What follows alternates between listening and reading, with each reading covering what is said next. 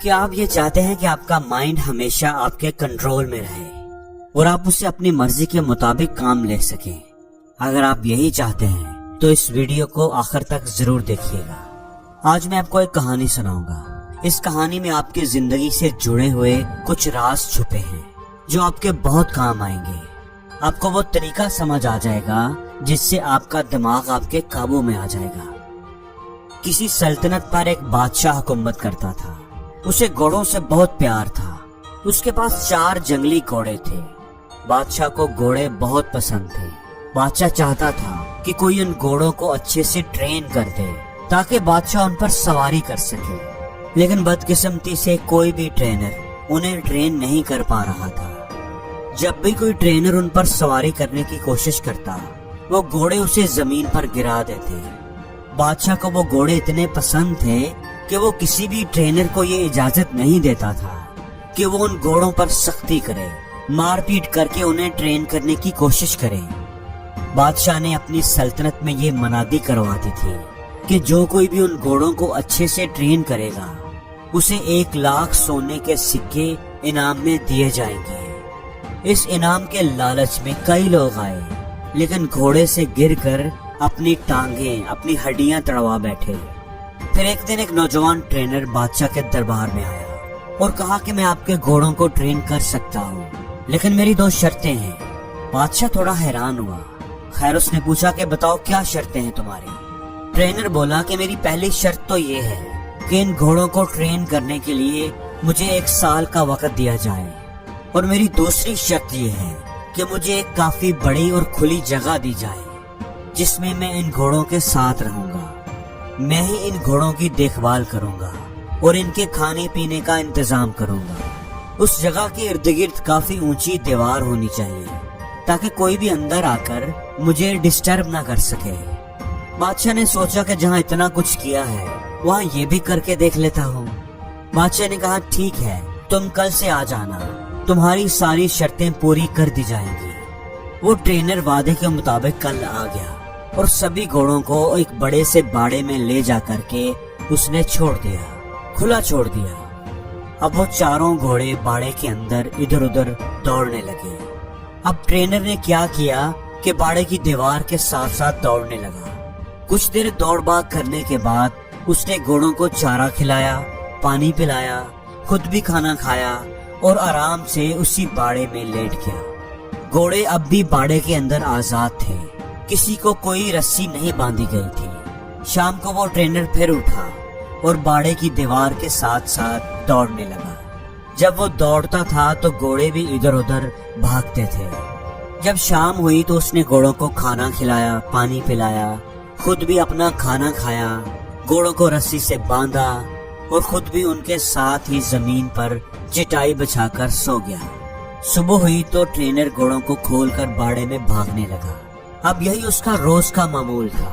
وہ ٹرینر دن بھر گھوڑوں کو کھلا رکھتا، انہیں کھانا کھلاتا، نہلاتا دھلاتا، ان سے پیار کرتا، ان سے کھیلتا اور شام کو انہی کے ساتھ سو جاتا۔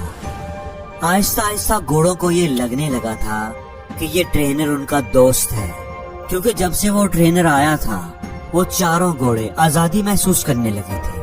گھوڑے بھی اب ٹرینر کو پیار کرنے لگے تھے۔ ایسا کرتے کرتے 6 مہینے گزر گئے۔ ایک دن بادشاہ سلامت گھوڑوں کی ٹریننگ دیکھنے کے لیے آئے۔ بادشاہ نے دیکھا کہ باڑے میں آگے آگے ٹرینر دوڑ رہا ہے اور اس کے پیچھے پیچھے گھوڑے دوڑ رہے ہیں۔ بادشاہ کو اس کی ٹریننگ پسند آئی، وہ واپس چلے گئے۔ جب 1 سال پورا ہو گیا تو بادشاہ کو پیغام بھجوایا گیا کہ گھوڑے بالکل ٹرین ہو چکے ہیں، بالکل ریڈی ہیں۔ بادشاہ خوشی خوشی انہیں دیکھنے کے لیے آیا۔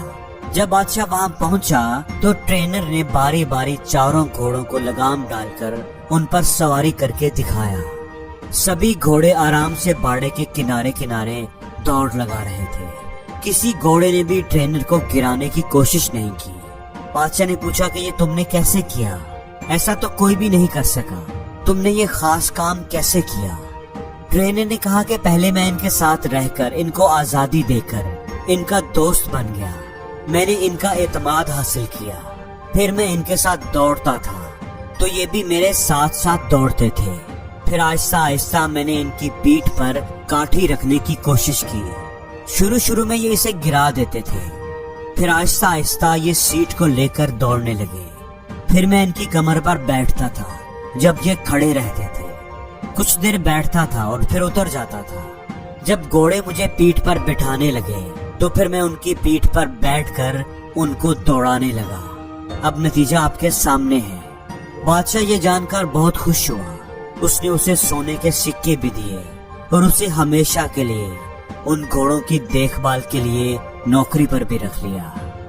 दोस्तों, अब ये तो एक कहानी थी जो आपको जरूर पसंद आई होगी, लेकिन हमें तो ये देखना है कि हमें इस कहानी से क्या सीख मिलती है, क्या सबक मिलता है, ये कहानी हमें क्या सबक देती है। तो बात कुछ ऐसी है कि हर इंसान के अंदर, इस दुनिया में मौजूद हर इंसान के अंदर भी ऐसे ही 4 घोड़े होते हैं जो उसके कंट्रोल में नहीं होते। परेशानी का घोड़ा, गुस्से का घोड़ा, घमंड का घोड़ा, लालच का घोड़ा। और कहानी में जो ट्रेनर है वो है आपका दिमाग, आपकी अकल, आपकी समझदारी। आपको अपनी अकल से उन 4 घोड़ों को ट्रेन करना चाहिए ताकि ये 4 चीजें, 4 घोड़े आपके कंट्रोल में रह सके। लेकिन इसके लिए आपको उनसे दोस्ती करनी होगी, यानी पहले उनको अच्छी तरह समझना होगा और फिर उन पर लगाम लगानी होगी। और ये सब सब्र से, आहिस्ता आहिस्ता ही होगा। जोर जबरदस्ती से और एक ही दिन में ये कंट्रोल नहीं होंगे। जैसे अगर हम सबसे पहले बात करेंगे परेशानी की, ओवर थिंकिंग की, तो परेशान होना किसी मसले का हल नहीं है, बल्कि अगर आपकी जिंदगी में कोई प्रॉब्लम आ गई है तो उसे ठंडे दिमाग से समझने की कोशिश करनी चाहिए, उस पर तसल्ली से गौर व फिक्र करना चाहिए, फिर ही आपको उस मसले का हल मिलेगा। वरना परेशान होते रहने से कुछ भी नहीं होगा। दूसरे नंबर पर है गुस्से का घोड़ा। गुस्सा करने से किसी दूसरे का नुकसान हो या ना हो, पर अपना नुकसान जरूर होता है। कुछ बातों पर, कुछ चीजों पर तो गुस्सा आ ही जाता है। जैसे अगर कोई आपकी इंसल्ट करे या आपके साथ कोई ज्यादती करे तो गुस्से का आना लाजमी है। लेकिन कब, कहां और कितना गुस्सा करना चाहिए, कब करना चाहिए और कब नहीं करना चाहिए, कब हमें अपने गुस्से पर काबू पाना चाहिए, उसे कंट्रोल करना चाहिए और कैसे कंट्रोल करना चाहिए, यही अपने ट्रेनर यानी अपनी अकल की मदद से उस गुस्से के घोड़े को आहिस्ता आहिस्ता सिखाना चाहिए। तीसरा है घमंड का घोड़ा।